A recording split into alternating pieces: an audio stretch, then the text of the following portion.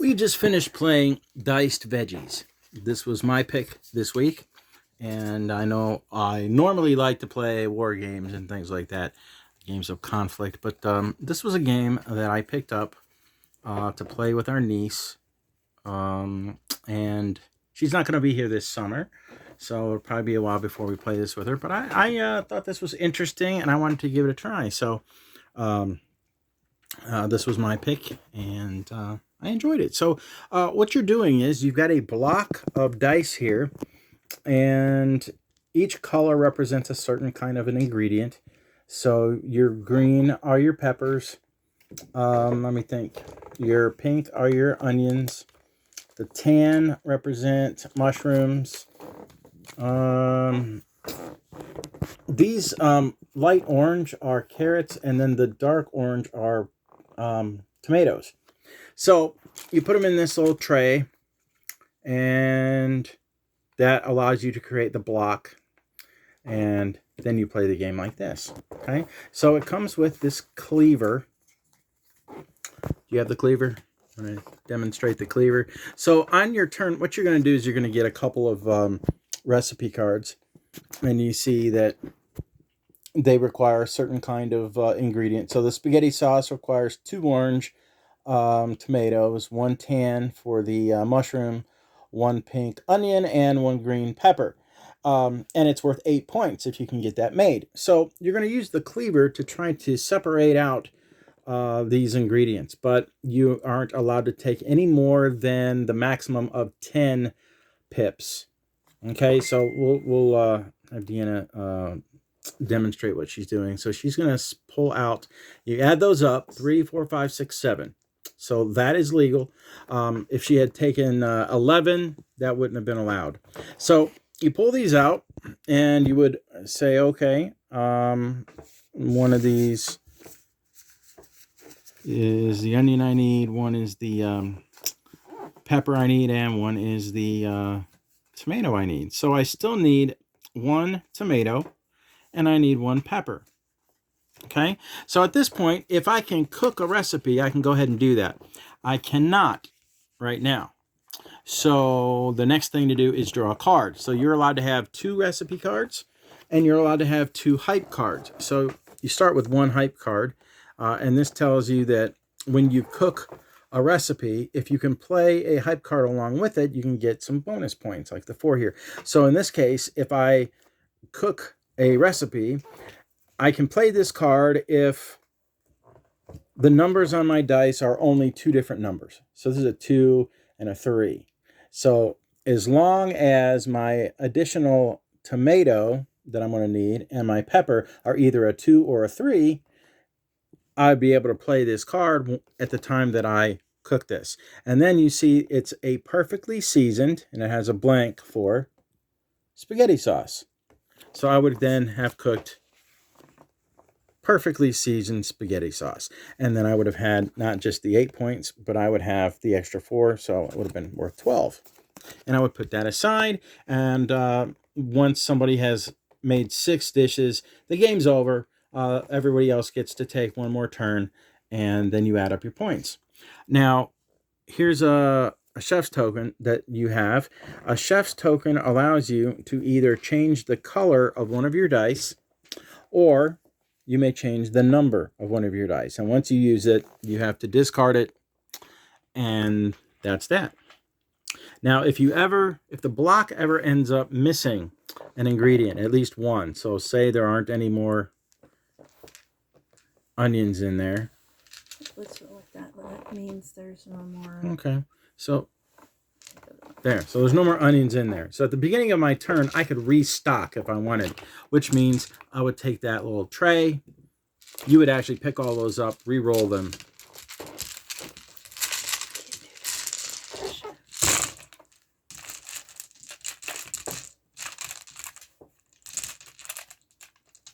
And you've restocked the kitchen that way. And then you're ready to take your turn as normal. Once you've restocked, you would get back any of the chef's tokens that you had spent. And that's the game. Then you add up your points. Yeah, and whoever has the most points wins. All right. Diced veggies.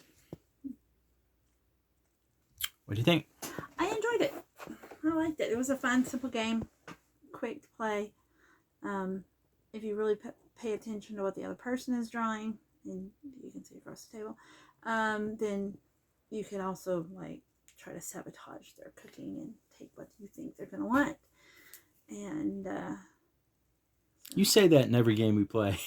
but I so there's a part of you that is always looking to see who can I mess with. Oh yeah, it's part of competition. You always try to figure out how you can get the other, get your competitor, even if it's just psychological manipulation. But I enjoyed it. It was easy. Interesting recipes, things that there's some stuff in here I'd never heard of before, but I'm no cook, so there's that. And on top of that, I'm quite southern, so the chicken pot pie and the cream of mushroom is right up my alley, but there was some other stuff that I had never heard of before. I've heard of coq au vin, but thanks to some books I enjoy reading, but I had never heard of, where was that one at?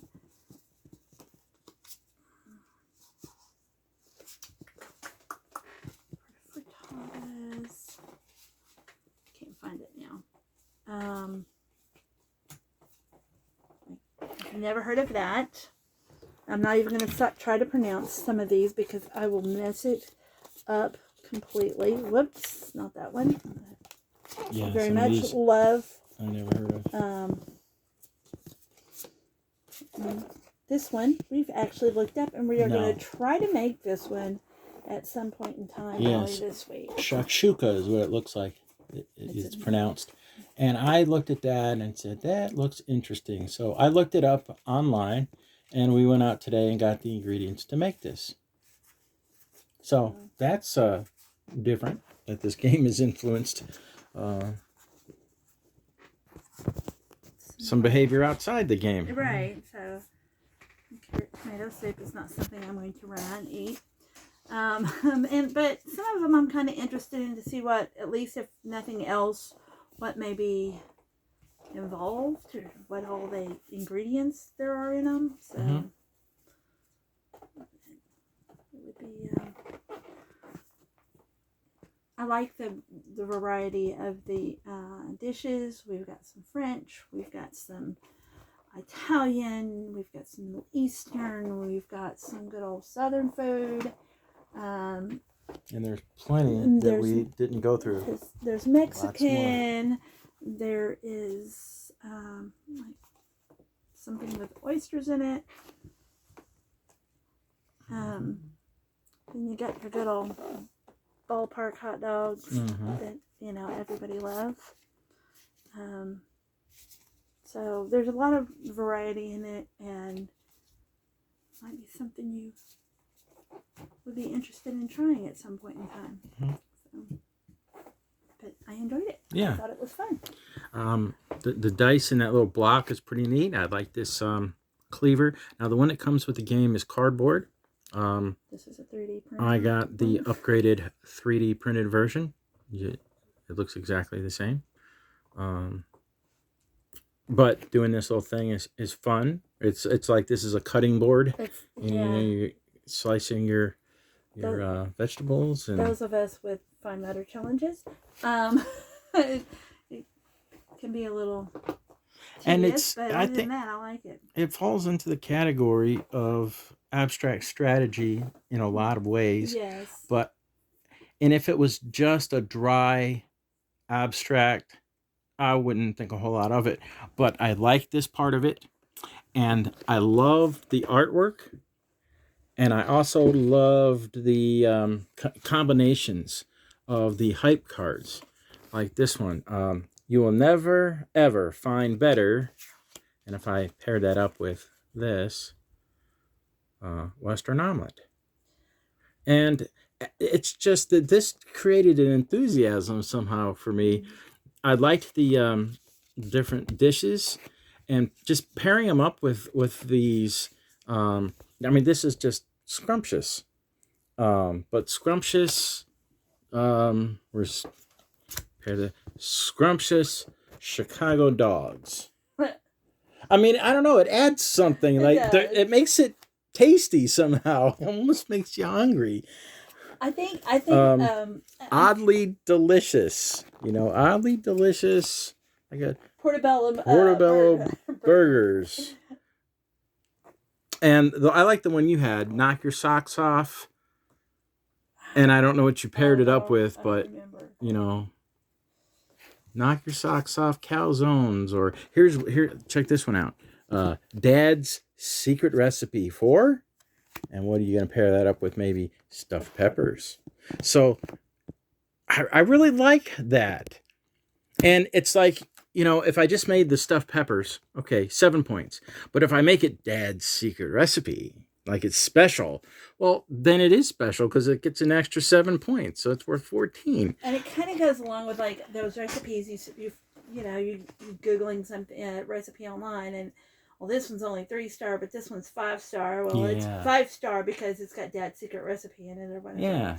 I think with it lends itself to some expansions, like maybe some judges, like the TV cook shows, or maybe some negative ones in here. Oh, that's a good some idea. Negative ones that was like burnt whatever that would take points off your card. But then you wouldn't want to play them, but you have to get them out of your hand somehow. Maybe they could have been for the dice that you had left that you never paired up with a recipe card. Yeah. Those would end up burned or something. Yes. I think this is great. They could have expansions with other ingredients.